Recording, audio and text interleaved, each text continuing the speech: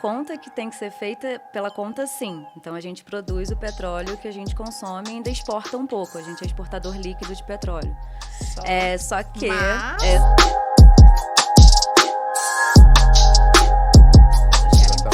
né? Então, a dinâmica não é simples, gente. A geopolítica, porque o petróleo, ele virou uma arma geopolítica também, né? Então, você consegue fazer algumas negociações.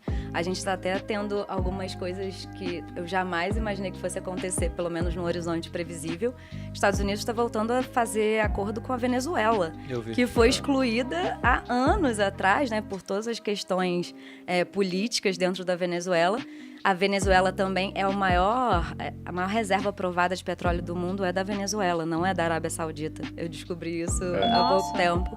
A Venezuela boia em petróleo. Boia em petróleo. Mas não é organizado e tem dinheiro suficiente para fazer. Tá sucateado, exato.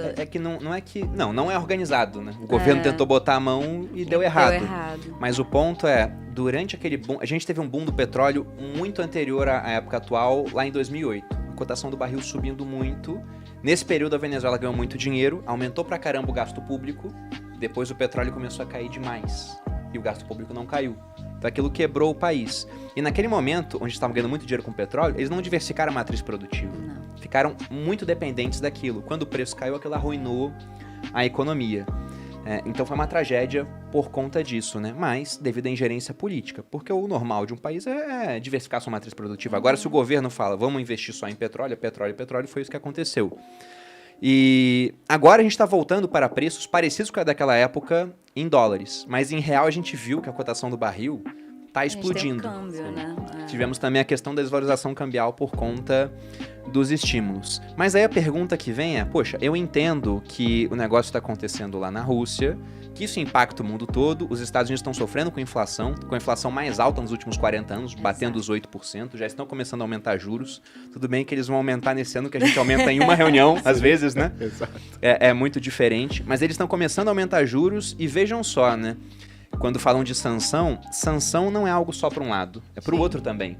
Quando eles dizem, não vamos mais comprar petróleo e gás natural da Rússia, e a Europa é muito dependente do gás natural russo, eles não compravam gás natural do Putin porque achavam ele muito simpático. Era porque era o melhor preço. Era uma necessidade também. Necessidade, exatamente.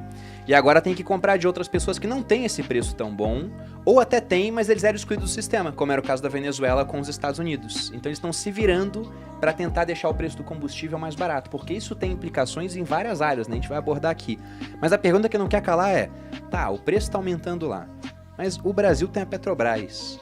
E todo mundo lembra lá do Lula lá atrás falando, somos autossuficientes em petróleo. Ele fez um Reels outro dia falando, não tem que estar caro porque a gente é autossuficiente em petróleo. A gente é de fato autossuficiente em petróleo? Meu Deus.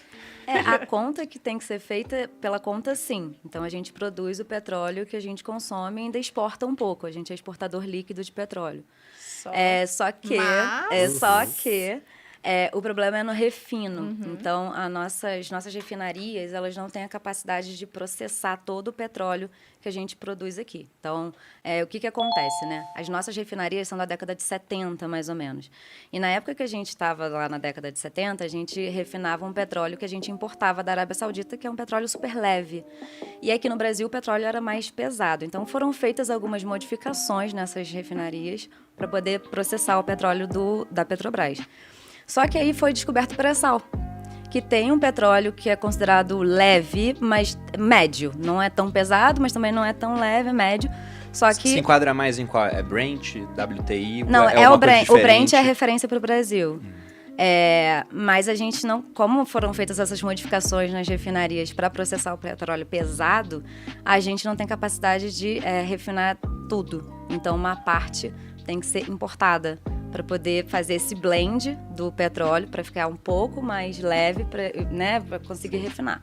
Então, a gente tem que importar petróleo um pouco, e a gente exporta. Então, nessa de importar e exportar, você tem que praticar preço internacional. Senão vai acontecer o que aconteceu em 2014, 2015, que a gente tinha uma política de preços administrados dentro da Petrobras, que era custo de exploração e produção, mais a inflação da época não era cotação internacional, isso quase quebrou a empresa. A gente teve a Petrobras com uma das maiores dívidas do mundo, em 100 bilhões de dólares. Na época, a cotação do dólar estava tipo R$4, que era muito alto na época, tava né? R$4 porque todo agora, mundo via, tem uns 100 bilhões de dólares a mais de dívida aqui da União. 100 bi, era uma coisa assim, quase que impagável, quase quebrou a empresa. Então, a política que não segue a política de preços internacional, você acaba tendo problemas economicamente, financeiramente, falando da empresa especificamente, né? Ela não se torna tão viável, porque a dívida aumenta muito, o prejuízo aumenta muito.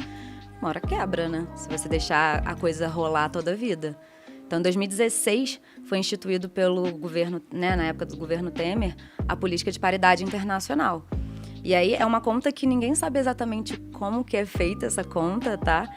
Mas a gente sabe os fatores que são levados em consideração, que é o preço internacional do petróleo, o câmbio, porque, né, é cotado em dólar, e os custos desse transporte. Então, tem custo de transporte marítimo, custo portuário, alguns custos logísticos, né?